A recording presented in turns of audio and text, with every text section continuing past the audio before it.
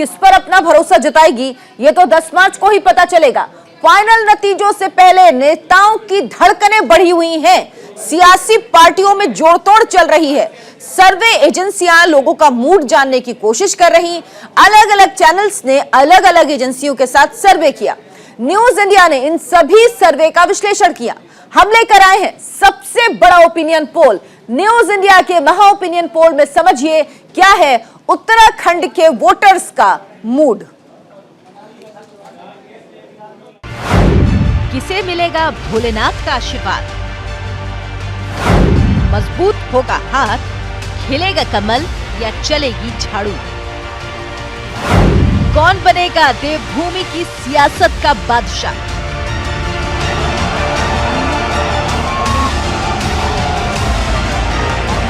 उत्तराखंड विधानसभा चुनावों को लेकर सरगर्मी तेज है।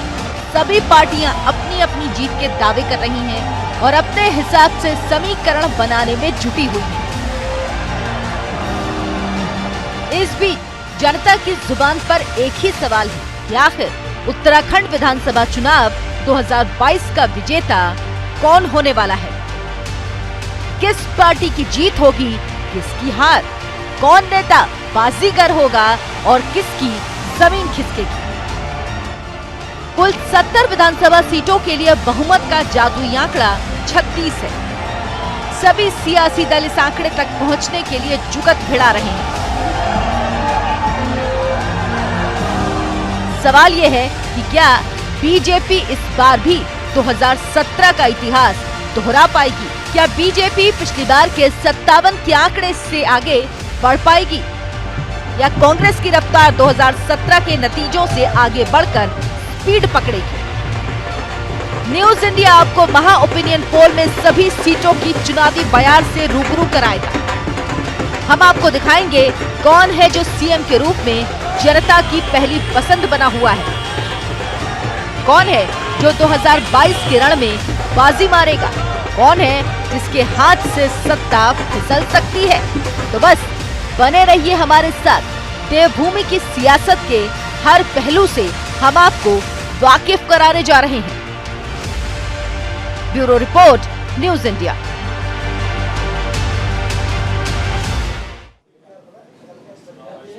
सबसे पहले हम आपको दिखाते हैं साल 2017 के विधानसभा चुनाव में किस पार्टी को कितनी सीट मिली और क्या वोट प्रतिशत रहा था। तो 2017 में उत्तराखंड विधानसभा की क्या तस्वीर थी, ये सबसे पहले आपको दिखाते हैं। ये देखिए कुल 70 सीटें हैं विधानसभा की उत्तराखंड में, जिसमें बीजेपी को 2017 में 57 सीटें मिली थी। यानी कह सकते हैं एक तरफा वोटिंग बीजेपी के पक्ष में हुई थी। 46.5% वोट मिला था।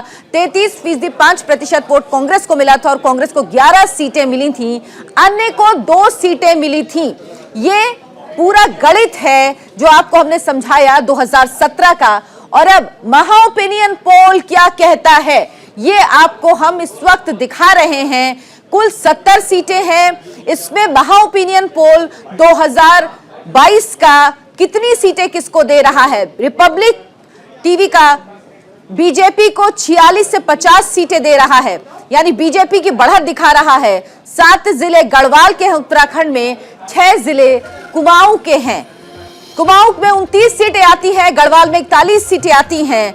बीजेपी कुमाऊं में अगर इन ओपिनियन पोल की माने तो 23 सीट बीजेपी को 2022 का ये अनुमान देखिए। 38% वोट बीजेपी, कांग्रेस को 42% वोट कुमाऊं में।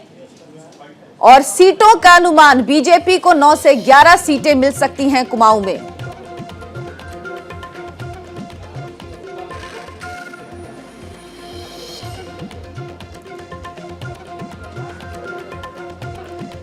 तो बीजेपी को 9 से 11 सीटें कुमाऊं में मिल सकती हैं। और वोट प्रतिशत कुमाऊं में 2022 में जो अनुमानित है 38% बीजेपी, 42% कांग्रेस, 10% वोट आम आदमी पार्टी को मिल सकता है, जो बड़ा फैक्टर है। और एबीपी न्यूज और सी वोटर का महा ओपिनियन पोल जो है वो कहता है 31 से 37 सीटें बीजेपी को, 30 से 36 सीटें कांग्रेस को मिलने की बात कह रहा है। टाइम्स नाउ वो वीटो 44 से 50 सीटें बीजेपी, 12 से 15 सीटें कांग्रेस को। रिपब्लिक और पी मार्क का ओपिनियन पोल 36 से 42 सीटें बीजेपी को दे रहा है और कांग्रेस को दे रहा है 16 से 20 सीटें। ये देखिए, ये ओपिनियन पोल आप देखिए, बीजेपी को बढ़त, ज्यादातर जो ओपिनियन पोल हैं ये बीजेपी को बढ़त दे रहे हैं। जी न्यूज और डिजाइन बॉक्स 31 में से 35 सीटें बीजेपी को, 33 में से 37 सीटें कांग्रेस को दे रहे हैं और 2 सीटें, 0 से 2 सीटें अन्य को यानी आम आदमी पार्टी को मिल रही हैं। ये महा ओपिनियन पोल है। तो ये महा ओपिनियन पोल है जिसमें ज्यादातर जो ओपिनियन पोल आप चैनल्स के देख रहे हैं उसमें बीजेपी को बढ़त दिखाई दे रही है। एबीपी न्यूज और सी वोटर का ही ऐसा ओपिनियन पोल है जिसमें कांग्रेस और बीजेपी के बीच टाई होता हुआ नजर आ रहा है, यानी आसपास की सीटें मिलती हुई दिख रही हैं। 31 से 37 सीटें बीजेपी को और 30 से 36 सीटें कांग्रेस को। साथ ही साथ जी न्यूज और डिजाइन बॉक्स का जो ओपिनियन पोल है वो भी 31 से 35 सीटें बीजेपी को और 33 से 37 सीटें कांग्रेस को। इसके अलावा सारे ओपिनियन पोल बीजेपी को एक तरफा बढ़त दिखा रहे हैं।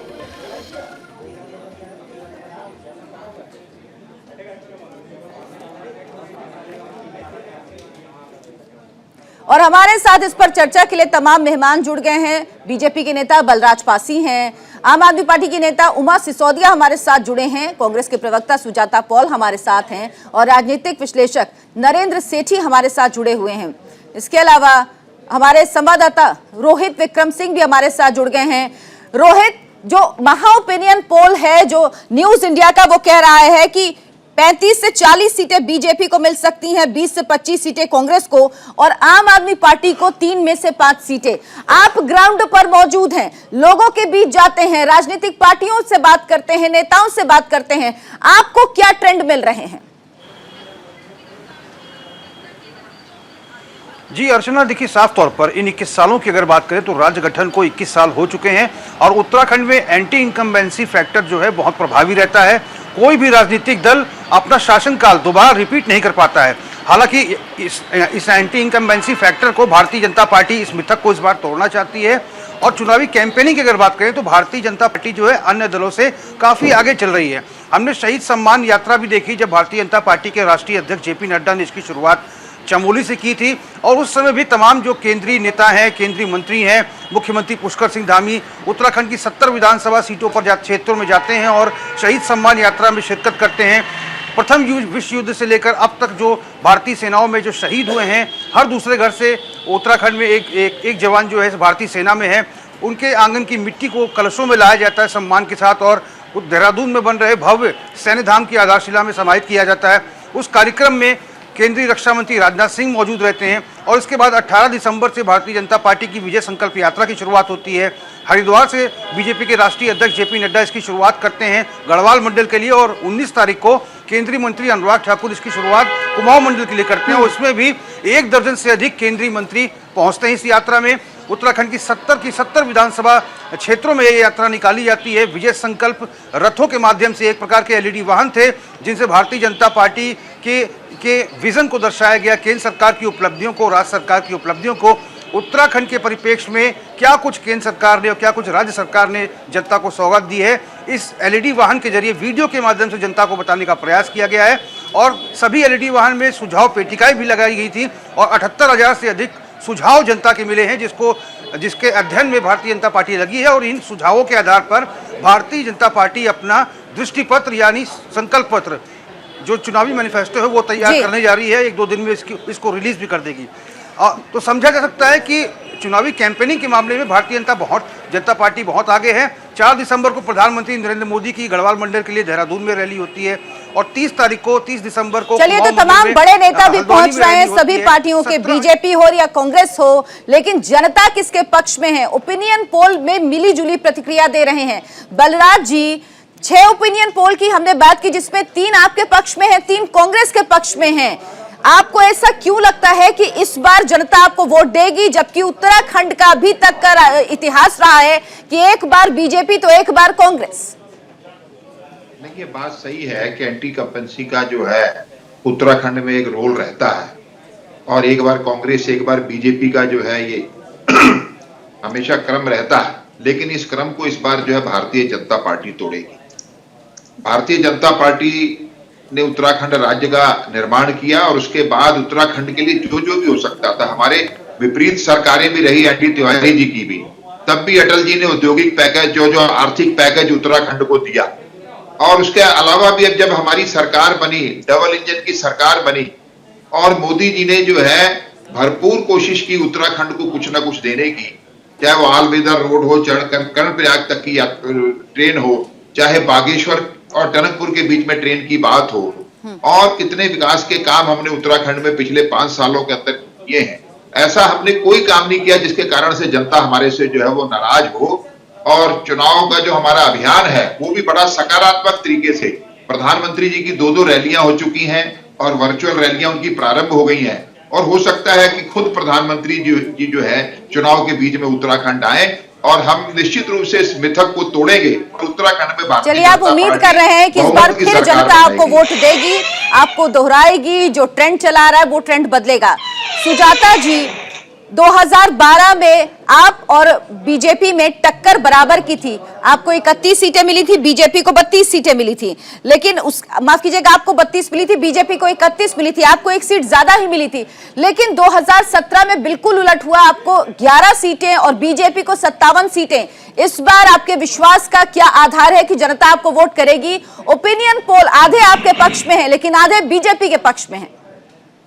जहां तक बीजेपी का सवाल है, तो अभी जो इनके प्रवक्ता ने कहा, तो उसमें केवल इतना कहूंगी कि उम्मीद पर दुनिया कायम है, मगर ये तो है मुंगेरी लाल के हसीन सपने, क्योंकि अगर ऐसा ना होता तो 3 मुख्यमंत्री ये ना देते।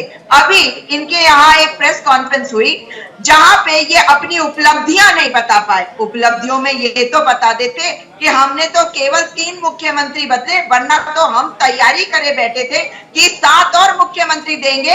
ये कहा था राजनाथ सिंह ने कि हम 10 दे, बंशीधर भगत ने कहा था हम 10 दे, किसी को क्या लेना देना। तो जो जनता का अपमान करता है उसका हश्र जनता क्या करती है, अब आने वाले चुनावों के बाद पता चलेगा। अगर इनकी बात करें, ये कहते हैं सैनिक सम्मान यात्रा किया, तो मैं बताना चाहती हूँ आपको कि भारतीय जनता पार्टी ने सैनिकों का अपमान किया। एक तरफ ये मिट्टी लेने जा रहे हैं शहीदों की उनके घर से और निकाले जा रहे हैं, और दूसरी तरफ हमारे 204 सैनिक कल्याण बोर्ड के जो जिला कार्यालयों में कार्यरत लोग थे, वे निदेशालय में बैठकर इनके विरोध में नारे लगा रहे थे, और सरकार दबाव में आकर कहती है कि हम 7वां वेतनमान आपको देंगे, मगर वो देती नहीं है। पास करती है बजट, अपने कैबिनेट पेपर दे नहीं पाती है जी। मगर हमने प्रतिज्ञा ली है कि हम उनको 7वां वेतनमान देंगे। चलिए, आप लोगों तक कितनी अपनी बातें पहुंचा पाई हैं, ये तस्वीर तो साफ होगी 10 मार्च को जब काउंटिंग होगी तब। उमा सिसोदिया जी, आम आदमी पार्टी भी इस बार चुनाव में उतरी है उत्तराखंड के, लेकिन उत्तराखंड का इतिहास है कि वहां 2 दलीय मुकाबला ही होता है बीजेपी और कांग्रेस के बीच। बीएसपी जिसको एक समय पे वहां पर सीटें मिलती थी, 2017 में एक भी सीट उसे नहीं मिली, वो खत्म हो गई वहां से। आपके पास क्या आधार है जिससे आपको लगता है कि आपको वहां की जनता वोट देगी?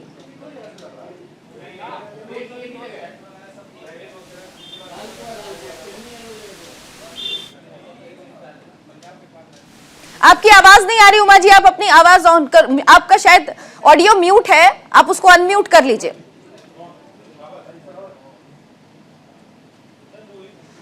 चलिए, उमा जी से हम संपर्क करेंगे, उनकी आवाज हम तक नहीं पहुंच पा रही है। हमारे साथ राजनीतिक विश्लेषक नरेंद्र सेठी भी जुड़े हुए हैं। नरेंद्र जी, क्या इस बार त्रिकोणीय मुकाबला होगा, या जो बीएसपी का वोट है वो आम आदमी पार्टी को जाएगा, कांग्रेस और बीजेपी का मुकाबला जैसा था वैसा ही रहेगा?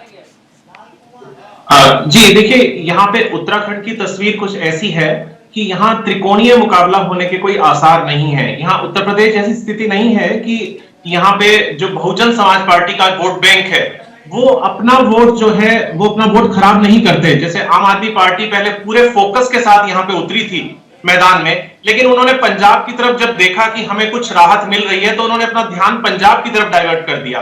अब आम आदमी पार्टी अपना उतना फोकस यहाँ पे नहीं कर रही है, तो इस समय मुकाबला भारतीय जनता पार्टी और कांग्रेस में ही रहेगा सीधे तौर पर, जो कि एक बड़ा रोचक होने वाला है। ओपिनियन पोल्स भी दोनों डिवाइडेड हैं, एक तरफा ओपिनियन पोल नहीं है।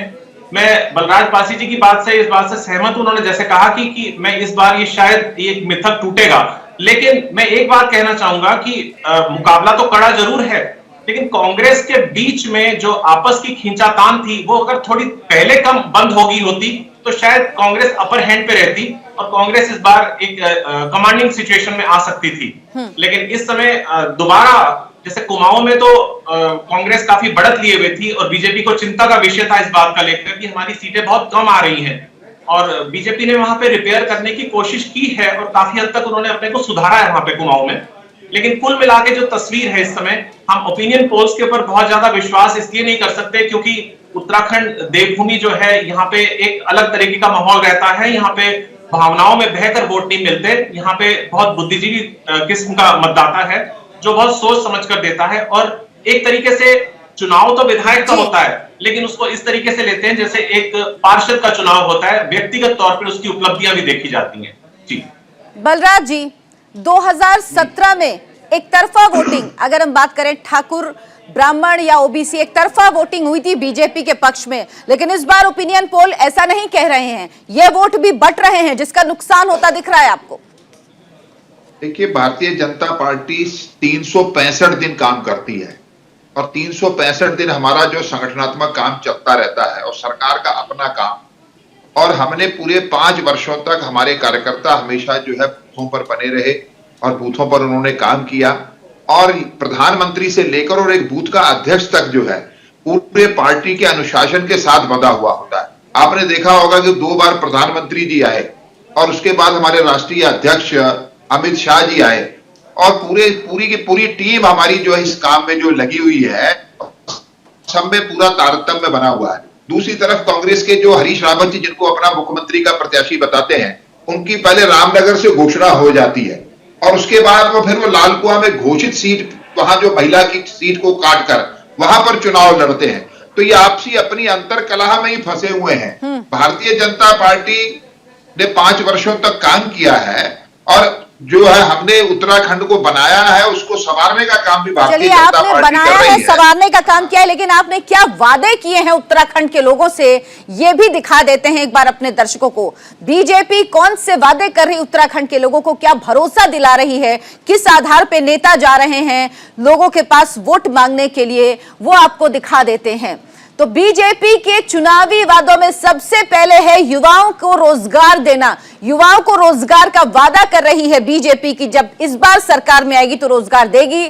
बिजली, सड़क और पानी, जो मूलभूत सुविधाएं होती हैं उनका जिक्र कर रही है। साथ ही साथ कह रही है पलायन जो हो रहा है उत्तराखंड से उसका पूर्ण निदान लाएगी, लेकिन ये कैसे हो पाएगा ये कह पाना मुश्किल है। साथ ही साथ प्रदेश के विकास की बात कह रही है कि अगर उसकी सरकार एक बार फिर आई तो विकास की गाड़ी को और आगे बढ़ाएगी। तमाम वादे बीजेपी कर रही है। उमा जी क्या हमारे साथ जुड़ गई हैं? सुजाता जी, बीजेपी ये तमाम वादे कर रही है, 5 साल सरकार में रही लेकिन अभी भी रोजगार की बात कर रही है, बिजली सड़क की बात कर रही है, यानी मूलभूत सुविधाएं हैं उसका जिक्र भी इनके वादों में है।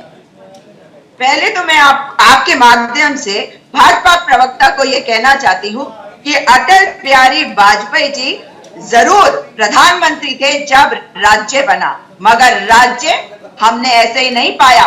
ये संघर्ष हमारी महिलाओं ने किया, जिनको आपने घसियारी योजना दी है। इसलिए हमारी महिलाओं का अपमान मत करिए, हमारे राज्य आंदोलनकारियों का अपमान ना करें। जहां तक बात है भाजपा की, तो 57,000 सरकारी पद आज रिक्त क्यों है ये बताएं। इन्होंने जो वादे किए थे उन्हें पूरा क्यों नहीं किया ये बताएं। ये बताएं कि पुलिस विभाग में जो रिक्त पद है उन्हें क्यों नहीं भरा। इनकी तो प्रचंड बहुमत की प्रचंड अहंकारी सरकार है, तो ये तो बहुत कुछ कर सकते थे, मगर अगर इन्होंने कुछ किया तो वो है तीन मुख्यमंत्री दिए, 3 महामहिम लाए, 3 प्रदेश अध्यक्ष बदले अपने, और इन्होंने पंडा पुरोहितों के लिए जो कानून लेकर आए उसको वापस आखिर में दबाव में लेना पड़ा। जो जो चीजों में इन पर दबाव डाला गया, ये भ्रमित करने के लिए कहते रहे हम कर रहे हैं। तो जिसकी प्रचंड होती है सरकार, अगर उसके पास विजन नहीं होता है तो जनता पहचान जाती है। आज युवा सड़कों पे है, आज महिलाएं सड़कों पे है, बच्चों को लगता है कि उनका भविष्य अंधकार में है। आप कह रही तमाम वादे किए, लेकिन जो पिछली सरकार थी उसने ही काम नहीं किया, तो अब जो ये वादे कर रहे हैं उसे क्या पूरा करेंगे?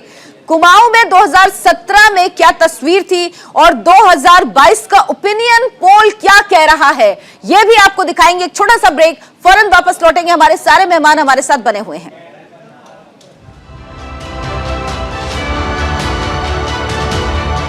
और अब आपको उत्तराखंड विधानसभा चुनाव के 2017 के गढ़वाल के नतीजे दिखाते हैं। किस पार्टी ने पिछली बार बाजी मारी थी, गढ़वाल में किसने बाजी मारी थी 2017 में, ये तस्वीर अब आपको दिखाते हैं, जिसके जरिए आप समझ पाएंगे कि किसकी तस्वीर थी, कैसी सियासी गणित क्या था। तो ये देखिए, गढ़वाल में 2017 में बीजेपी को 46.41% वोट मिला था, कांग्रेस को 31.62% वोट मिला था। बीजेपी को 34 सीटें मिली थी गढ़वाल में, कांग्रेस को 6 सीटें और अन्य को 1 सीट ही मिल पाई थी। तो ये गढ़वाल का समीकरण है। ये आम आदमी पार्टी, देखिए ओपिनियन पोल क्या बता रहा है। बीजेपी को 43%, कांग्रेस को 38% वोट मिलेगा, ये ओपिनियन पोल कह रहा है। और बीजेपी को 23 सीटें दे रहा है, कांग्रेस को 11 सीटें दे रहा है। ये देखिए वोट प्रतिशत, आम आदमी पार्टी को ओपिनियन पोल 14% वोट दे रहा है, यानी 14% वोट आम आदमी के पास जा रहे हैं। कांग्रेस को 16 सीटें ओपिनियन पोल में मिल रही हैं, बीजेपी को 23 सीटें मिल रही हैं। ये देखिए, ये तस्वीर है गढ़वाल की, जिसमें अन्य को 5% वोट मिल रहे हैं।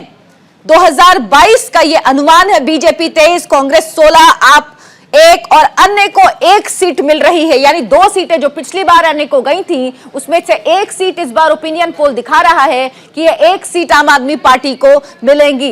राजनीतिक जानकार जो है वो कह रहे हैं कि ये मुकाबला 2 दलीय ही होगा और वोट फीसदी 43% बीजेपी को, यानी सबसे ज्यादा वोट फीसदी जो है वो बीजेपी को ही मिलता हुआ दिख रहा है। गढ़वाल की जो तस्वीर है, बलराज जी, गढ़वाल की तस्वीर तो आपके फेवर में नजर आ रही है, वहां पर मत प्रतिशत भी आपको ज्यादा मिल रहा है, सीटें भी आपकी बढ़ती हुई दिख रही हैं।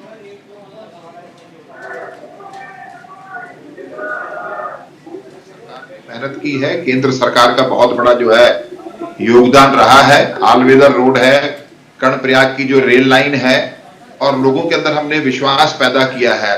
और ग्रामीण क्षेत्रों में जो केंद्र सरकार की योजना है, हर घर जल जो है, हर घर नल, उसका जो है बहुत बड़ा लाभ लोगों को मिल रहा है। और कोरोना काल के अंदर भी हमने उत्तराखंड के लोगों को, जो हमारे जो ग्रामीण क्षेत्र में हमारे गरीब लोग हैं या सामान्य लोग भी, उनको हमने कहीं से कहीं तक भूखा नहीं रहने दिया। सबको मुफ्त में राशन जो उपलब्ध कराया है। जनधन खातों में भी 3-3 बार 500-500 रुपए डाले हैं, और किसानों के खातों में भी जो है 6,000 रुपए पर ईयर जो है 2,000 रुपए हर 4 महीने में जो उनके खातों में आते हैं। और बहुत सी इतनी योजनाएं हम लोग, तो आप कह रहे हैं आपकी जो अभी तक योजनाएं रही हैं केंद्र और राज्य की, उसकी वजह से आपको ये वोट मिल रहे हैं। उमा जी, आम आदमी पार्टी की नेता हमारे साथ जुड़ गई हैं। उमा जी, आपको 1 सीट मिलती हुई गढ़वाल में नजर आ रही है, मतलब जो अन्य के वोट थे वही आपको मिल रहे हैं। बाकी जानकार भी कह रहे हैं कि 2 दलीय मुकाबला ही होगा। देखिए, जो भी ओपिनियन पोल है सामने दिखा रहे हैं, ये सारे ओपिनियन पोल आप लोगों ने दिल्ली के चुनाव में भी दिखाए थे। इसी तरह की बात थी, 70 सीटों पर आपके पास प्रत्याशी नहीं होंगे लड़ने के लिए, और आम आदमी पार्टी इसमें से छोटी मोटी पार्टी ऐसी बनकर रह जाएगी कि स्थानीय और क्षेत्रीय दल की तरह बनकर रह जाएगी। और आम आदमी पार्टी ने इन्हीं सभी ओपिनियन पोल को धता बताते हुए 3 बार दिल्ली में अपनी सरकारें बनाई हैं। ऐसा नहीं है। और सबसे बड़ी बात जो मैं यहाँ कहना चाहूंगी वो ये है कि आम आदमी पार्टी उत्तराखंड में बहुत अच्छे और बहुत अप्रत्याशित परिणामों के साथ सामने आएगी। तो मेरा जो कॉन्फिडेंस है वो इस वजह से है क्योंकि उत्तराखंड की जनता के पास कोई विकल्प नहीं था। पहले उत्तराखंड की जनता एक बार कांग्रेस और एक बार बीजेपी के फेर में फंसी हुई थी, और उत्तराखंड की जनता पहली बार किसी सशक्त पार्टी को एक नए विकल्प के तौर में देख रही है।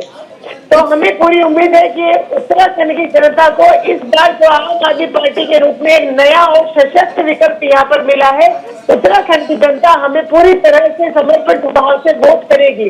राजनीतिक विश्लेषक भी हमारे साथ है उमा जी, उनसे एक बार पूछ लेते हैं। नरेंद्र जी, क्या आपको वाकई लगता है कि विकल्प के तौर पर आम आदमी पार्टी अपने आप को उत्तराखंड के लोगों के सामने पेश कर पाई है? देखिए, जिस तरीके से जब ये राज्य का गठन हुआ था जिस समय इन बात को लेकर हुआ था कि क्योंकि यहाँ पे उत्तराखंड में बिल्कुल दुर्गम क्षेत्र है और विकास की किरणें नहीं पहुंच पाती थी और लखनऊ से बैठकर यहाँ का विकास हो पाना संभव नहीं था, इसलिए यह राज्य के गठन की मांग उठी, राज्य बना। लेकिन राज्यवासियों को यह महसूस हुआ कि जिस मकसद के लिए राज्य बना था शायद वो मकसद पूरा नहीं हो पा रहा है। तो बारी बारी से कांग्रेस और भारतीय जनता पार्टी सत्ता में तो आते रहे, लेकिन अब इस समय राज्य की जनता कुछ अपना मन बदल रही थी।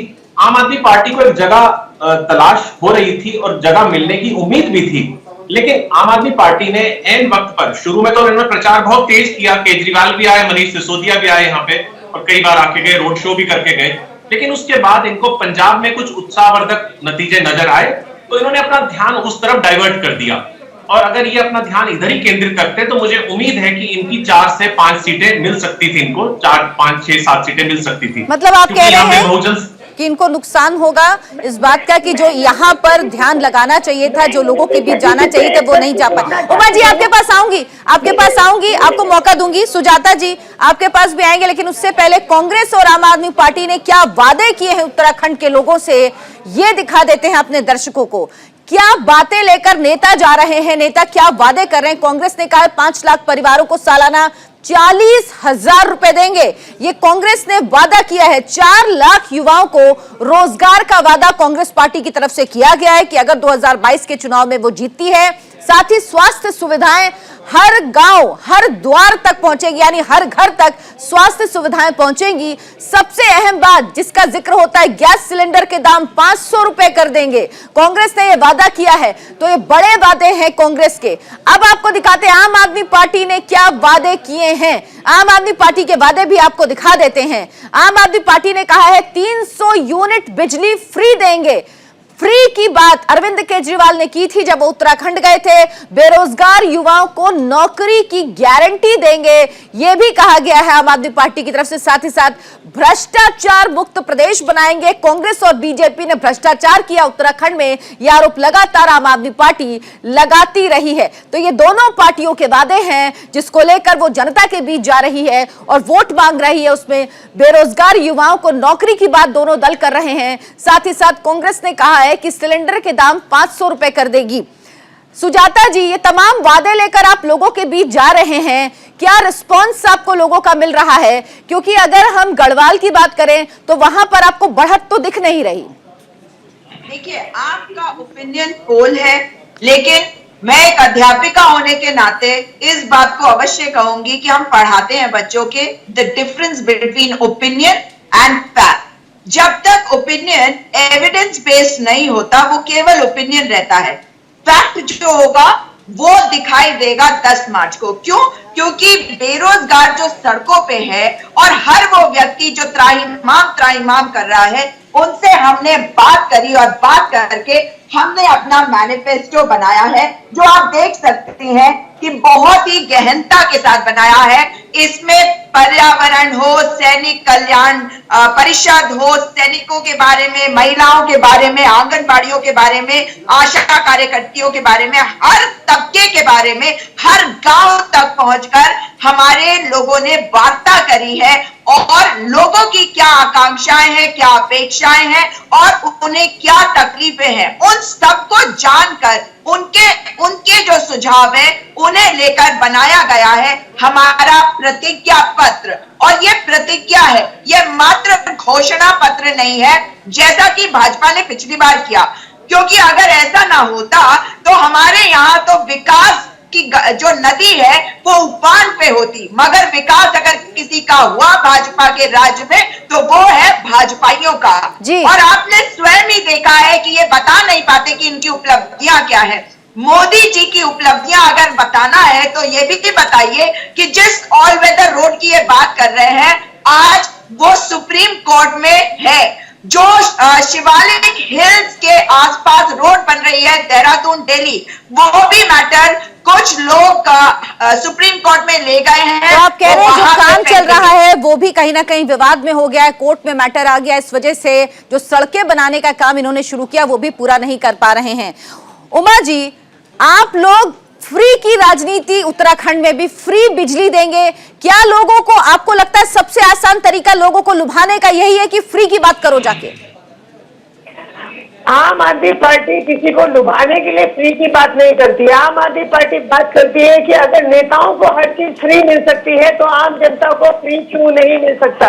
अगर नेताजी के घर पे 3000 यूनिट बिजली फ्री हो सकती है तो आम जनता बिजली का बिल क्यों भरेगी, ये बात आप हमें समझा दीजिए। अगर नेताजी के घर में पानी फ्री है तो आम जनता पानी का बिल क्यों देगी, ये बात आप समझा दीजिए। अगर नेताजी को सारी की सारी स्वास्थ्य सुविधाएं उन लोगों को फ्री मिलती है, नेताजी किसी भी अस्पताल में जाके भर्ती हो जाए। उमा जी, प्रैक्टिकली एक चीज बताइए, क्या आप लोग को लगता है कि ऐसे देश या राज्य चल पाएंगे?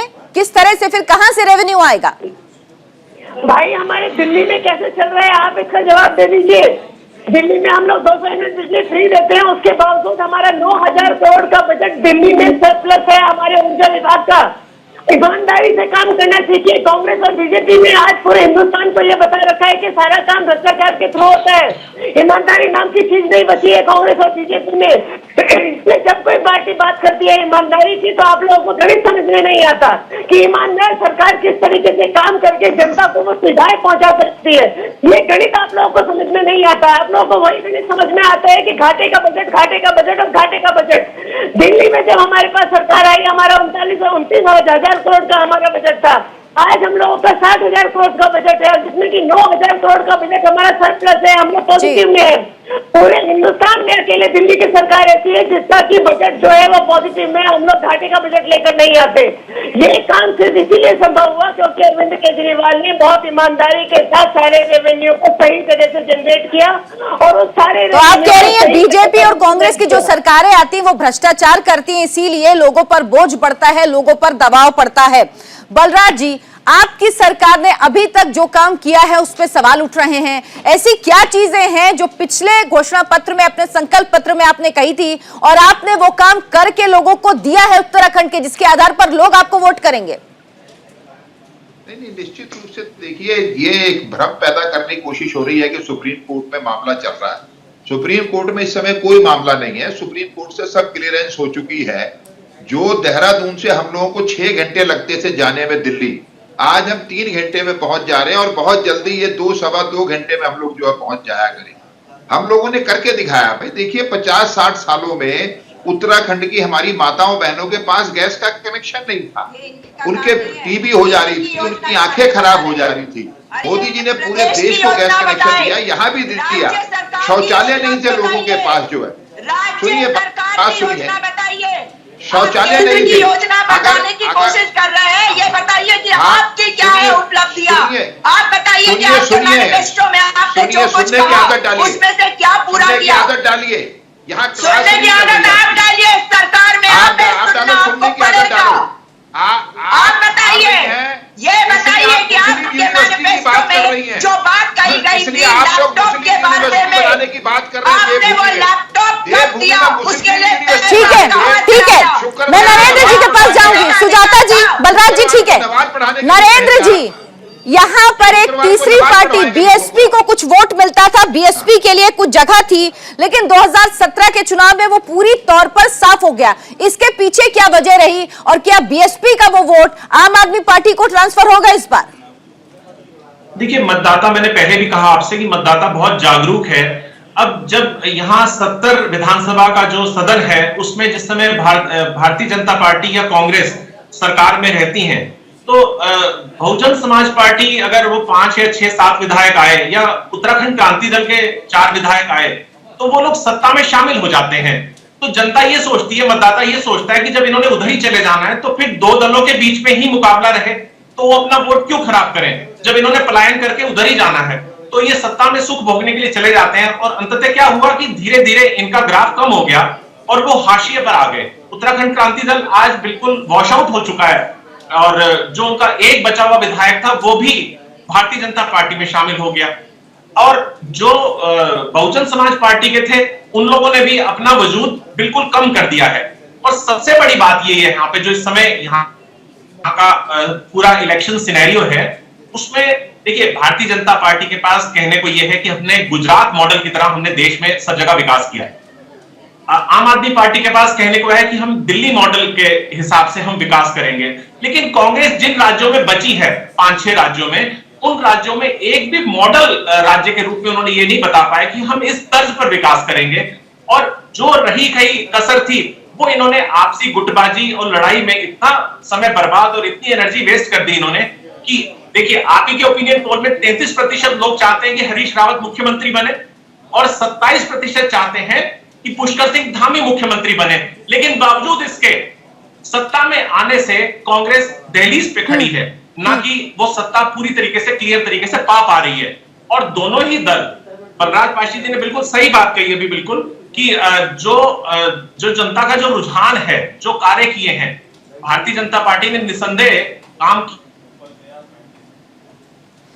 चलिए हमारे साथ आपके पास आऊंगी सुजाता जी, हमारे साथ तमाम मेहमान बने हुए, एक छोटे से ब्रेक के लिए रुकेंगे, यहां पर फौरन वापस लौट। तो हम आपको दिखा रहे हैं 2017 में क्या नतीजे आए थे उत्तराखंड में और 2022 का ओपिनियन पोल किसके पक्ष में है, क्या कह रहा है 2022 का ओपिनियन पोल। आपको ग्राफिक्स के जरिए से समझाते हैं कि 2017 की तस्वीर क्या 2022 में बदल सकती है। ये देखिए 2017 के नतीजे, बीजेपी 57, कांग्रेस 11 और अन्य को 2 सीट मिली थी। 70 विधानसभा की सीटें हैं उत्तराखंड में। ये 2017 के उत्तराखंड के नतीजे, बीजेपी 57, कांग्रेस 11। बहुत बड़ा अंतर हो गया था 2012 के नतीजों की अगर बात करें तो उसमें कांग्रेस को 32 सीटें मिली थी, कांग्रेस को 31। ये देखिए एबीपी न्यूज और सी वोटर का ओपिनियन पोल क्या कह रहा है, बीजेपी को 31 और से 37 सीटें, कांग्रेस को 30 से 36 सीटें और आम आदमी पार्टी जो पहली बार उत्तराखंड के चुनाव में उतरी है 2 से 4 सीटें उसे मिलती हुई दिख रही हैं। यानी मुकाबला यहां पर कांटे का बीजेपी और कांग्रेस के बीच, एबीपी न्यूज और सी वोटर के ओपिनियन पोल के अनुसार। तो ये ओपिनियन पोल है एबीपी न्यूज और सी वोटर का। अब देखिए टाइम्स नाउ और वीटो का ओपिनियन पोल, जिसमें बीजेपी को 44 से 50 सीटें यानी एक तरफा बीजेपी को बढ़त दिखाई जा रही है, कांग्रेस 12 से 15 सीटें यानी 2017 से कुछ ज्यादा तस्वीर नहीं बदली है, लेकिन आम आदमी पार्टी को 5 से 8 सीट मिलती हुई दिखाई दे रही हैं। रिपब्लिक पी मार्केव का ये ओपिनियन पोल है जिसमें बीजेपी को 36 से 42 सीटें, कांग्रेस 25 से 31 सीटें, आम आदमी पार्टी को 0 यानी कोई भी सीट नहीं मिल रही। ये इंडिया अहेड और ईटीजी का नतीजा है ओपिनियन पोल का। 46 से 50 सीटें ओपिनियन पोल में दी जा रही हैं, कांग्रेस को 16 से 20 सीटें दी जा रही हैं और आम आदमी पार्टी को 1 से 3 सीट। बीजेपी 46 से 50 यानी एक तरफा बढ़त यहां पर बीजेपी को मिलती हुई दिख रही है। इंडिया न्यूज और जन की बात का ये ओपिनियन पोल है जिसमें 34 से 38 सीट बीजेपी को मिल रही है। ये जी न्यूज और डिजाइन बॉक्स का ओपिनियन पोल है जिसमें बीजेपी को 31 से 35, कांग्रेस 33 से 37, आम आदमी पार्टी को 0 से 2 सीटें यानी इसमें भी बीजेपी और कांग्रेस के बीच कांटे की टक्कर। न्यूज एक्स पोल स्टार्ट का 36 से 41 सीटें बीजेपी को, 25 से 30 सीट कांग्रेस को मिल रही है। आम आदमी पार्टी के हिस्से 2 से 4 सीट ही मिल रही है।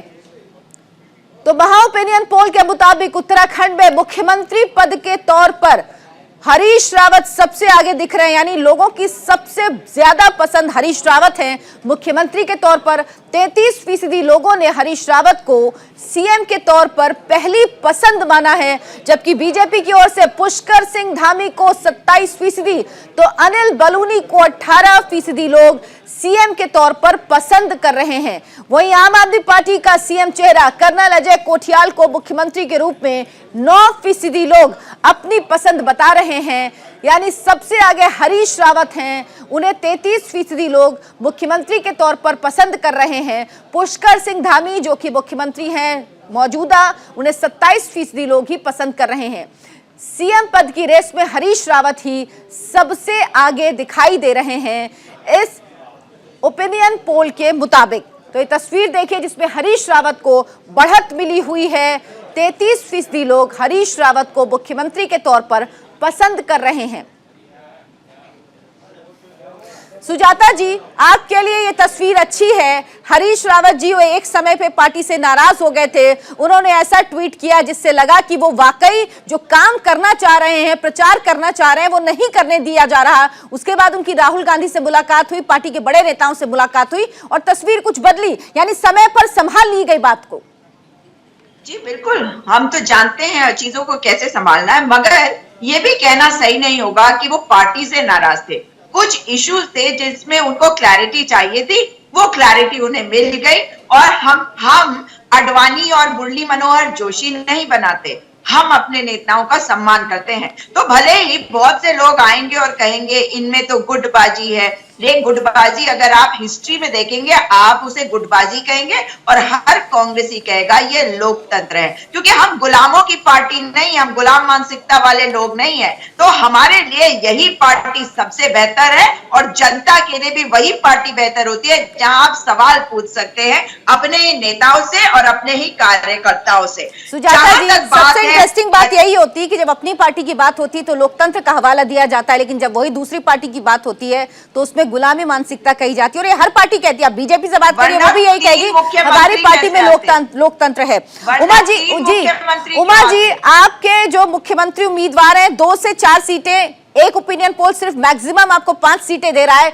मुख्यमंत्री के तौर पर जो आपके उम्मीदवार हैं उनको 9% लोग ही पसंद कर रहे हैं। देखिए, सबसे पहली बात मैं सिर्फ वही कहूंगी कि आम आदमी पार्टी इन ओपिनियन पोल्स को बिल्कुल नहीं मानती है। दिल्ली में भी यही ओपिनियन पोल थे, दिल्ली में भी कहा गया था कि हम लोग 70 सीटों। उमा जी, अच्छा मेरे एक सवाल का जवाब दीजिए, जब पंजाब में लोगों की पसंद से मुख्यमंत्री उम्मीदवार चुना गया तो फिर उत्तराखंड में ये फॉर्मूला क्यों नहीं अपनाया गया? देखिए, पंजाब में मुख्यमंत्री उम्मीदवार चुने गए भगवंत मान जी। वहाँ पर हमारे ऑलरेडी बहुत पसंदीदा हमारे जो नेता थे वो थे। और ये तो फालतू का क्वेश्चन है कि वहाँ पे पूछा गया या नहीं पूछा गया। शायद आपके पास शायद वो फोन नहीं आया होगा जिसमें ये पूछा गया था कि क्या कर्नल कोटियाल को मुख्यमंत्री बनाया जाए। आम आदमी पार्टी हमेशा जनता से पूछकर ही काम करती है और आपको याद होगा शायद आपके पास शायद वो फोन नहीं आया, मैं मान सकती हूँ इस बात को। ठीक है बलराज जी, क्या आपके लिए आऊंगी, आपके पास वक्त कम है। उमा जी, वक्त कम है। बलराज जी, 15 जो आपके बागी हैं, क्या वो सबसे बड़ी मुसीबत बन सकते हैं? सांसदों को लगाया आपने, पूर्व मुख्यमंत्रियों को लगाया, लेकिन उनको मना नहीं पाए। नहीं, देखिए, प्रयास हुआ और जो प्रयास में माने भी, बहुत लोग माने भी, और अभी भी प्रयास चल रहे हैं। जो नहीं मानेंगे वो पार्टी से बाहर हो जाएंगे। ये तो भारतीय जनता पार्टी जो है एक संगठनात्मक पार्टी है और सब कार्यकर्ता एकजुट होकर केवल पार्टी के लिए काम करते हैं। ये कांग्रेस तो है नहीं, या गांधी होना जरूरी है उसका राष्ट्रीय अध्यक्ष होने के लिए? नरेंद्र मोदी के पिताजी प्रधानमंत्री तो थे नहीं। और जो है सुजाता जी 30 सेकंड, सुजाता जी 30 सेकंड, आपके भी 7 बागी हैं, आपके भी। सुजाता जी, अवसर नहीं मिलने वाला है। बलराज जी हो गया। सुजाता जी, आपके भी 7 बागी हैं जो आपके प्रत्याशियों के खिलाफ उतरे हैं, ये आपके लिए क्या संकट पैदा करेंगे? बिल्कुल नहीं, क्योंकि सच्चाई ये है कि हमने अपना सबसे मजबूत कैंडिडेट हर सीट पे खड़ा किया है।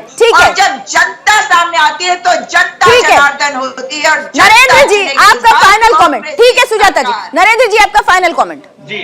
जी, देखिए, ये सब चीजें देखकर और इनकी राजनीतिक जन्मपत्री देखकर ऐसा प्रतीत होता है कि राज्याभिषेक का इनके ग्रह तो बता रहे हैं हरीश रावत जी के, लेकिन अगर इन्होंने ठीक ढंग से अभी भी खुद को मैनेज नहीं किया तो ऐसा ना हो कि वही वाला हिसाब हो, बनवास वाली स्थिति उत्पन्न हो जाए दोबारा। चलिए, आप सबका बहुत बहुत धन्यवाद इस चर्चा में हमारे साथ जुड़ने के लिए। तो ये ओपिनियन पोल था। ओपिनियन पोल जनता से बातचीत करके आता है, लेकिन असल नतीजे 10 मार्च को ही आएंगे, तभी तस्वीर साफ होगी कि जनता ने किसे चुना और किसे नकार दिया।